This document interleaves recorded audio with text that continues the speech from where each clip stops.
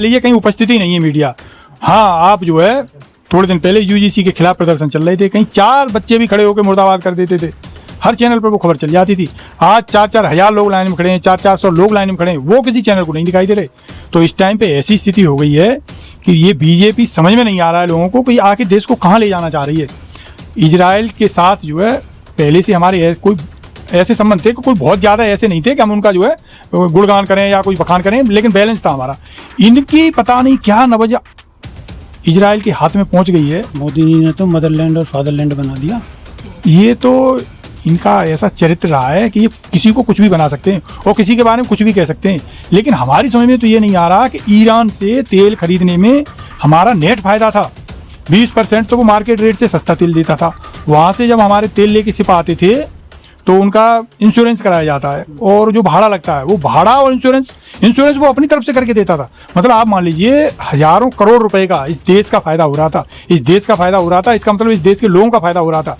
लेकिन इन मोदी जी को पता नहीं साहब क्या हो गया है, महंगा तेल मंगा रहे हैं और ऐसे इतनी दूर से मंगा रहे हैं। एक तरफ ईरान से हमारा तेल आ जाता था 4-5 दिन में, ऐसे इधर से गैस आती है वो भी 4-5 दिन में हमारे यहाँ आ जाती है।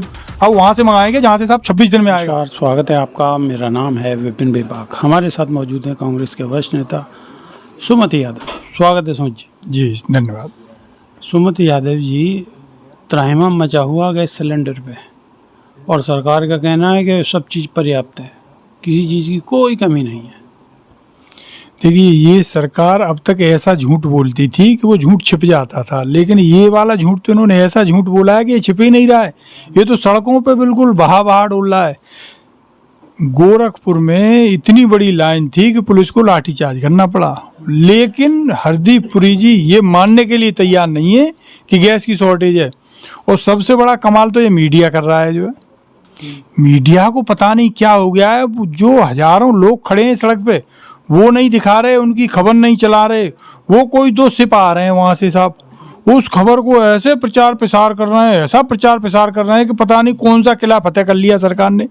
जो लोगों को असुविधा हो रही है वो नहीं दिखाई दे रही मीडिया को, लेकिन वो जो जा रहे हैं साहब उसी का प्रचार प्रसार करे जा रहे हैं। अभी मैं मेरठ देहरादून से आ रहा था, तो मेरठ जो टोल टैक्स है वो क्रॉस किया मैंने। क्रॉस करने के बाद में पंडित चाय वाले के नाम से एक ढाबा है, बहुत ज़्यादा भीड़ रहती है उस पर, उसके बराबर में गैस एजेंसी है। तो वहाँ जाम लगा हुआ था, और उस जाम में कम से कम मैं निकला हूँ 1 घंटे में। और वो जाम किस बात का था? वो जाम था गैस की लाइन लगी हुई थी गैस एजेंसी के बाहर, बहुत लंबी। उसकी वजह से मेन रोड पूरी जाम थी।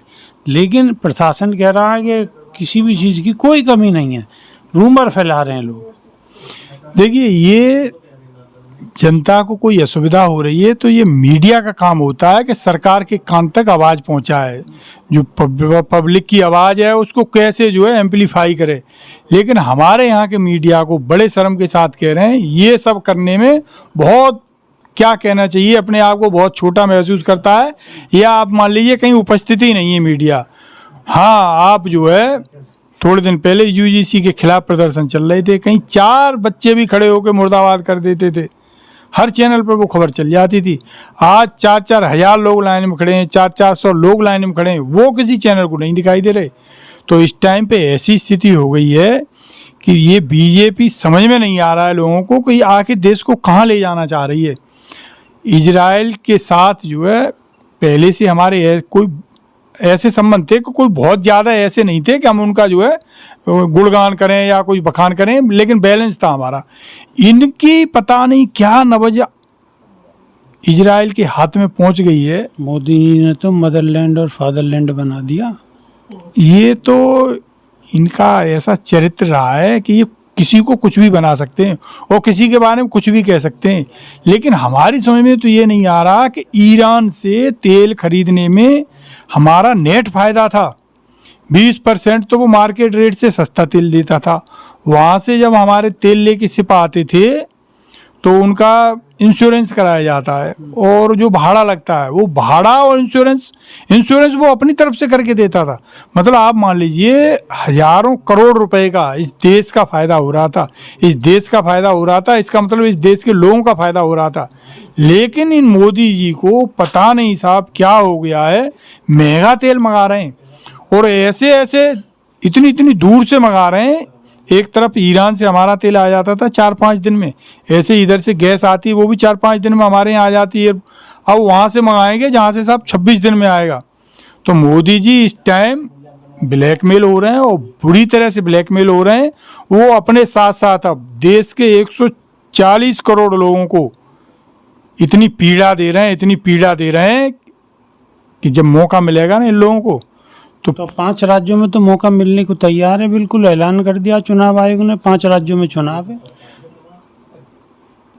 इनमें एक बड़ा खास गुण है जो है कि ये जहाँ कहीं चुनाव होता है ना, वहाँ ऐसे आंसू टपकाते हैं, वो ऐसा ड्रामा करते हैं कि जैसे बिल्कुल यहीं पैदा हुए हों, ये इसी गली में रहते हों कहीं। तो अब आप देखना जो है, ये चुनाव आ रहा है तो इस चुनाव में ये कहाँ कहाँ और क्या क्या नई नई अफवाहें फैलाएंगे। ये राहुल गांधी जी के लिए कह रहे थे कि देश में गैस की कमी नहीं है। ये राहुल गांधी जी माहौल ख़राब करना चाह रहे हैं, गलत अफवाह फैला रहे हैं। इन्हें देश के लोग नहीं दिखाई दे रहे। जो राहुल गांधी पब्लिक की आवाज़ उठा रहे थे, उन राहुल गांधी को तो ये कह रहे हैं कि ये देश के साथ अच्छा नहीं कर रहा है। और खुद मोदी जी 140 करोड़ लोगों के हित को गिरवी रख दिए हैं साहब, इजराइल के यहाँ ले जाके। तो आप ये मान के चलिए कि आने वाले चुनाव में जो आपने बात कही है अभी, पब्लिक इन्हें जवाब देगी। आने वाले चुनाव में पब्लिक जवाब देगी या नहीं देगी, ये तो देखने वाली बात है। लेकिन हाँ, गैस की किल्लत है। अगर आपके यहाँ भी किल्लत है तो कमेंट में लिखिएगा, तो कम से कम सरकार को पता चले कि हाँ वाकई दिक्कत है। वरना शासन प्रशासन तो इस बात को कहने में लगा हुआ है कि बिल्कुल सब कुछ चंगा सी। तो अभी के लिए सिर्फ इतना ही। नई वीडियो में फिर रूबरू होंगे। बहुत बहुत शुक्रिया जी, धन्यवाद।